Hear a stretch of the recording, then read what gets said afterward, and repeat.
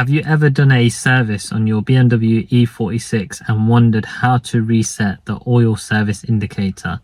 Well, in this video, we're going to show you exactly how to do it, showing you the step-by-step guide on what is needed to reset that indicator. Let's get right into it.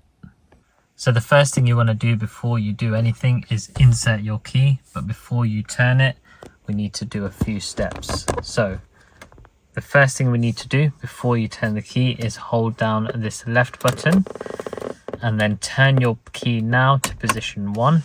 And as you see, test appears. Continue to hold that button until reset appears, and you'll see reset has now appeared. Now you want to let go of the button and hold it down again until reset flashes. So wait until that happens. Now you want to let go of that button and then you simply want to press it once, and that has now reset the oil service indicator. We can see here the program has now ended. Now if you turn your ignition off and on again, you can see here that it's now reset to 15,525. So once you hit that mileage, a warning will come up on the dash to say an oil service is due. So that's it, it's simple as that. That's how you reset the oil indicator on your E46.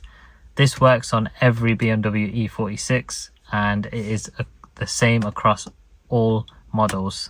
This E46 in particular is a BMW E46 M3, but like I said, this works across all models.